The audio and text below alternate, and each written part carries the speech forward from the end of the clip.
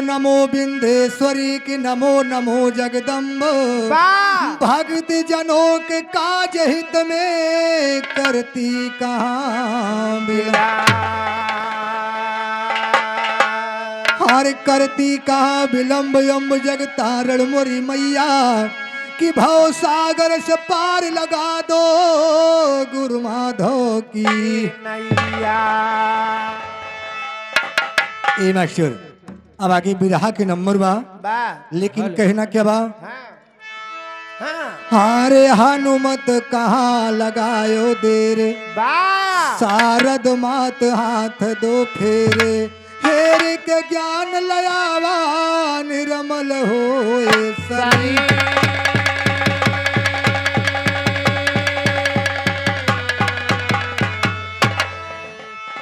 निर्मल होए शरीर भवानी करा ज्ञान तैयार सुना।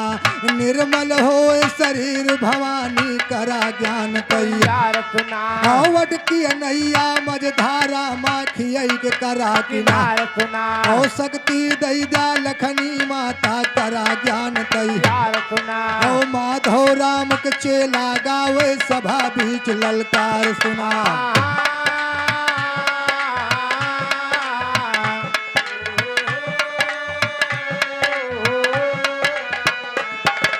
जनक नंदनी सिया भवानी का जाने संसार सुना।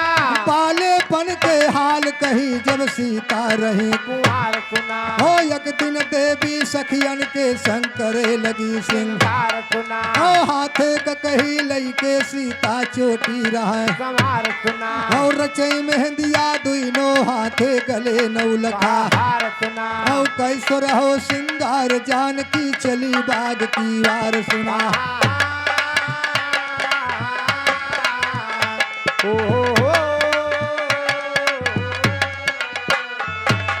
कैसो रहो सिंगार जानकी चली बाग की। हो पहुंच गई फुलवरियम सीता घूम के करे। हो तोड़े लागे फूल जानकी गूथन तैयार। हो सुग्गा बैठ रहा डाली पे खिस्सा दिया। हो सुग्गा कहे लाग सुगनी से प्यारी कनवा।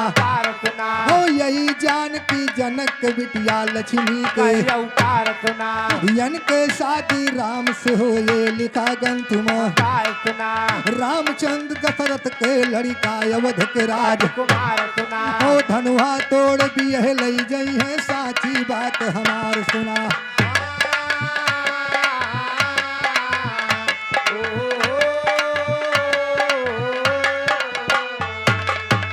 ए भैया एक समय की बात है सीता जी बगीचा में सैर करे गए रहे। अच्छा घूमे। हाँ भैया यस कम ऑन। और उसी पेड़ के डाल पर सुग्गा और सुगनी के जोड़ा बैठल बा। ये पेड़ पे हाँ तो है ये। जब सुगनवा सीता जी का देखत बा भाई का अपनी सुगनी से बतिया रहा है। बा वाले सुगनी ये जो सीता जी बगीचे में घूम रही है। एक दिन इनकी शादी भगवान राम के साथ होगी। अरे राम और सीता जी सुगनवा की सारी बात खड़ी खड़ी बनाती है। अच्छा खड़े खड़े बनाती हैं। हाँ बनाती हैं दूर से। हाँ यस। अब उनके रहाइश नहीं होती बा। भाई सुने के बाद जब हमारे रहाइश ना हो तो उनका का कही। अच्छा तो लगा ही ना। हे मगर सीता जी सुगनवा से कहीं से पूछे थे मास्टर। और सुन के सुगना के कहानी और व्याकुल हो गई सिया भवानी। बोलई तब सुगना से बानी सुना चितलाई के। बोलई तब सुगना से बानी सुना चितलाई के। बोलई तब सुगना से बानी सुना चितलाई के। बोलई तब सुगना चितलाई के। बोलई तब सुगना से बानी सुना चितलाई के। बोलई तब सुगना से बानी सुना चितलाई के।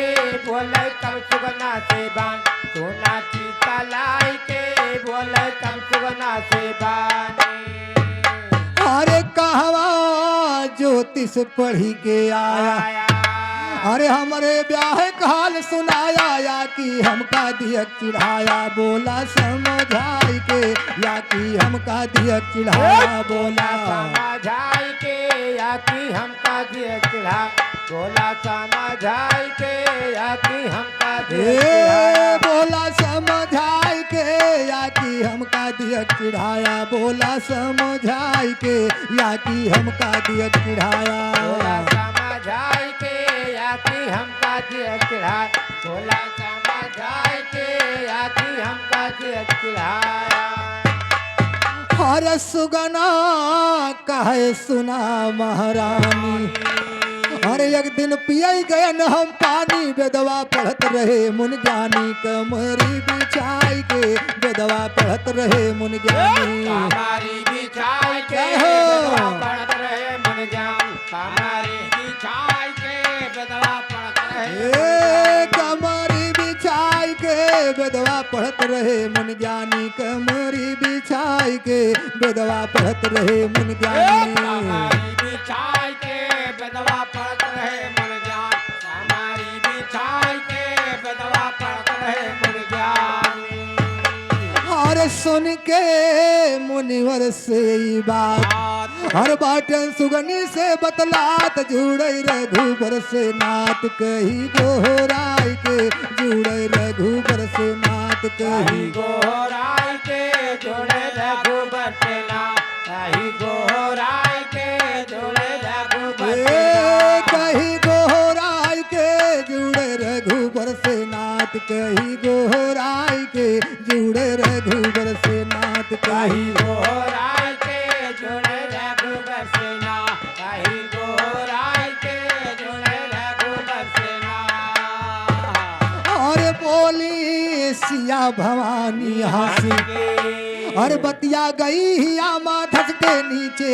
आवतनी उतर के ले बतलाई के नीचे आवतनी उतर के ले बतलाई के नीचे आवतनी उतर यही बतलाई के नीचे आवतनी बतलाई के नीचे आवतनी उतर के ले बतलाई के नीचे आवतनी उतर के ले बतलाई के नीचे आवतनी उतर यही बतलाई के नीचे आवतनी उतर के अरे तोहार नियकी ना बिसरई अरे तू का दूधवा भात खवऊ भाई तू के गले से लगऊ बलीन पल जाई के तू के गले से लगऊ बलीन पाला जाई के तू के गले से लगऊ पाला जाई के तू के गले से लगऊगा सीता जी सुगनवा का प्यार भरी बात में अपने पास बुला रही है जब सीता जी के पास सुगनवा आहुत वाला तो सीता जी क्या करती है अरे सुगना सीता के लगे हर फौरन पिंजड़ा लिहन मंगाए लिहन कैद करवाए सिया फुसिलाई के लिहन कैद करवाए सिया फुसिलाई के लिहन कैद करवाए सिया फुसिलाई के लिहन कैद करवाए सिया फुसिलाई के लिहन कैद करवाए सिया फुसिलाई के लिहन कैद करवाए सिया फुसिलाई के लिहन कैद करवाए सिया फुसिलाई के लिहन कैद करवाए सीता जी एक पिंजड़ा मंगाई की और सुगनवा को हम बंद कर ले थी भैया तब सुगनवा सीता जी से बहुत चिरोरी विनती करत बा लेकिन सुगनवा का कहत बा और सुगना कहे जुअरी के और सीता काट ली उमर माथ छूटे सुगनी के साथ मारे बिल खाई के छूटे सुगनी के साथ मारे खाई के छूटे सुगनी के साथ मारे बिल खाई के छूटे सुगनी मारे बिल खाई के छूटे सुगनी के साथ मारे बिल खाई के छूटे सुगनी के साथ मारे बिल खाई के छूटे सुगनी के साथ मारे बिल खाई के छूटे सुगनी के साथ अरे हमका छोड़ दिया महारानिया और गर्भवती बा मोर सुगनिया कैसे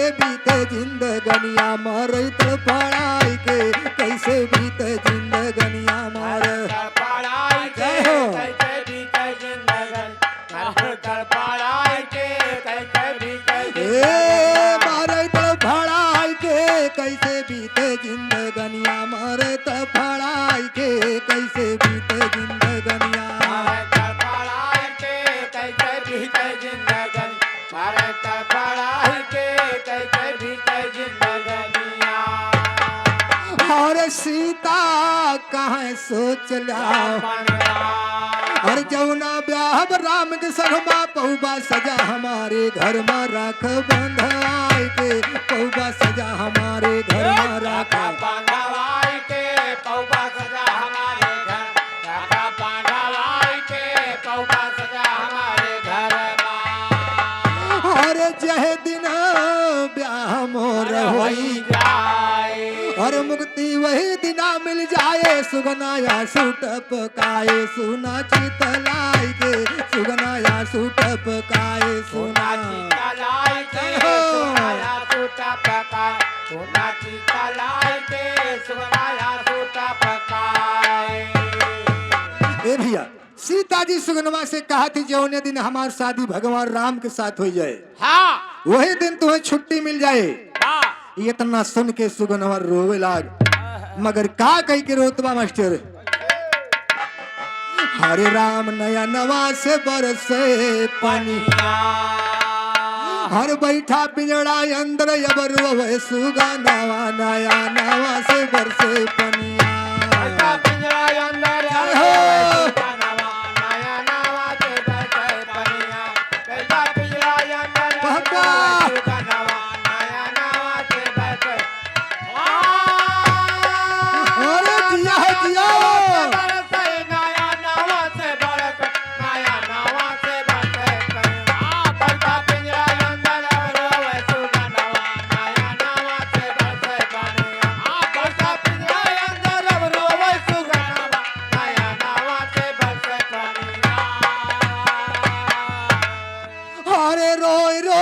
सुगना बोले सुन लो राजकुमार हर कवन खता भई तोरे संग माँ हर देव कदम और प्यारी सुगनी का कई दिहु बेगना नया नवा से बरसे पनिया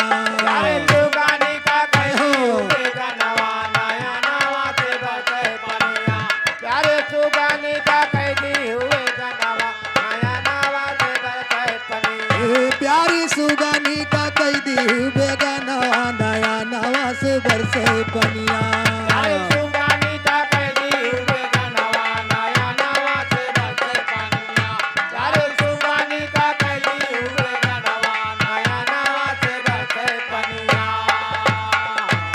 हर ख्याल करैना जनक नंदनी चली है पिंजड़ा और लखे सुगनवा सुगनी का तो रोवे रुदनवा अरे रह के साथ मर भय बिछड़े दिया बना नया नवा से बरसे पनिया जय हो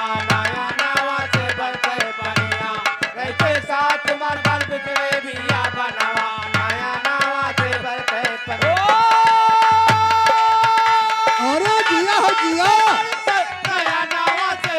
अरे वाह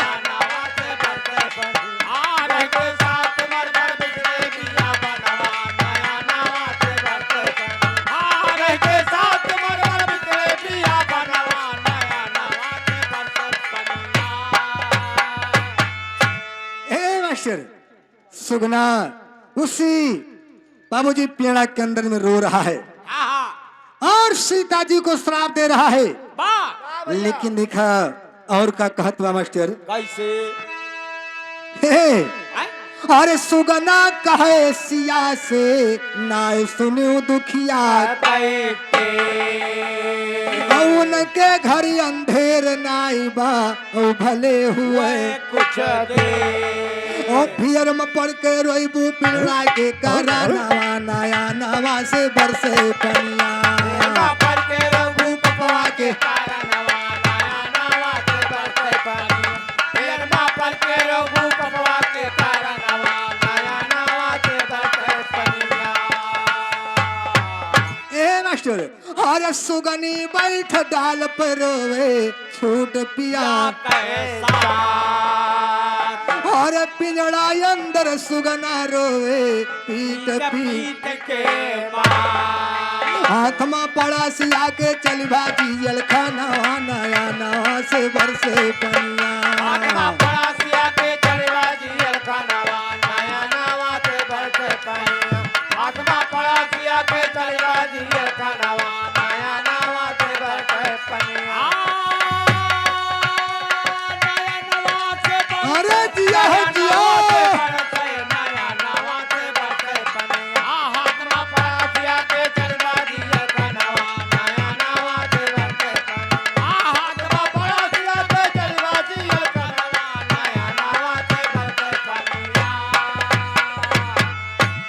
और चला जियल को सुगना अब आगे के जरा बयान सुना चला जियल को सुगना अब आगे के जरा बयान सुना हो शायर माधो राम के चेला दंगल मायरी बयान सुना एक सवाल करूं दंगल मा सईदी धई के बयान सुना कवन मुनि दरिया के तीरे पढ़ज वेद पुराण सुना हो जैसे सुन सुगा सीता से तुरंत किस बाया बयान सुना उसी मुनि का नाम बताओ कौन ग्रंथ का बयान सुना हो काखे से छुट्टी ना पहु बाजू अड़ाया है भेटान सुना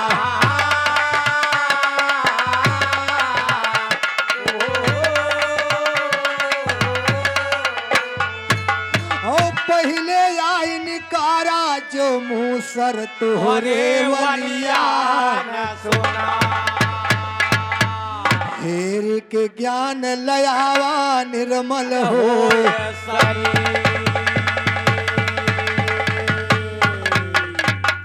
सईदी के जूड़ी बजावत राजू केहू सुनाए बतावत बाटे खबर खबर खजुआवा वही चोरावत न के रो गया है गम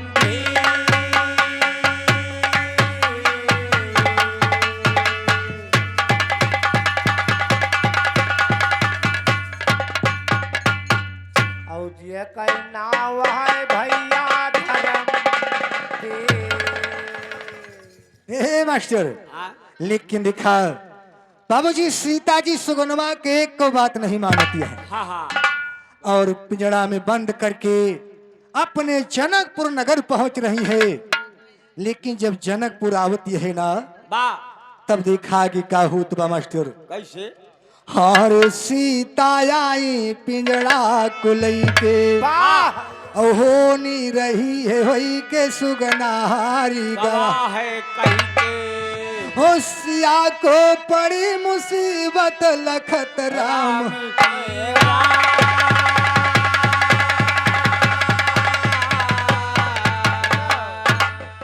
और लखत राम के राह सुगनवा चिंता गई समाई ना लखत राम के राह सुगनवा चिंता गई राजा जनक प्रतिज्ञा ठाने धनुहा दे जे धनुहा शंकर के तोड़ सिया बियल राम आई के धनुहा तोड़ सिया के भई जौने समय राम सीता के भावर मुनि वही समय सुगा पिंजड़े कई मड़े माँ धरवाई ना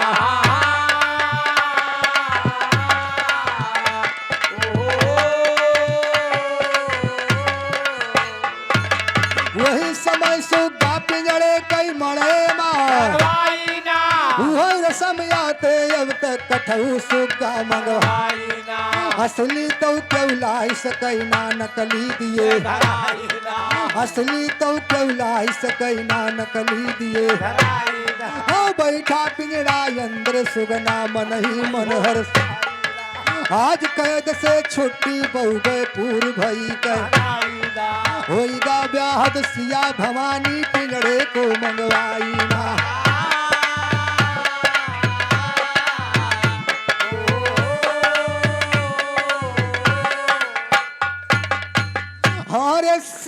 कहे कि जवन कहा सब आखिन पड़ा देखा।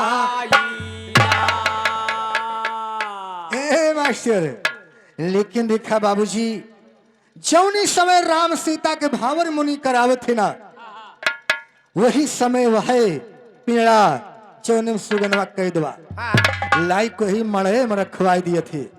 वही रे समाज तक हमारे तोरे यहाँ चलिया बाबा वाह भैया। लाइक वही सरौनिया में काठे सुग्गा बांधा जाते।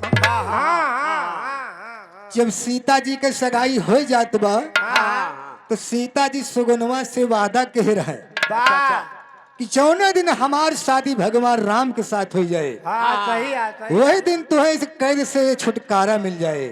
सही है। अब सुगनवा के सीता जी विदाई करते, मगर कैसे बाबूजी?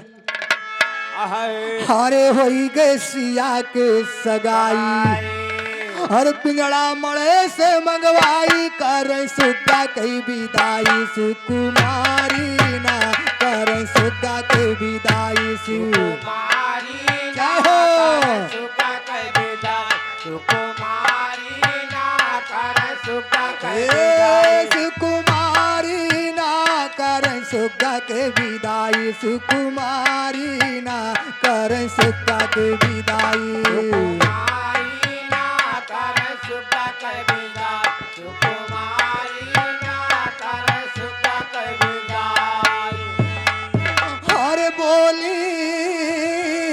सुगना से भवानी और साची होई गई तोहरी बानी, हमका मिले राम सैलानी धनुधारी ना, हमका मिले राम सैलानी धनुधारी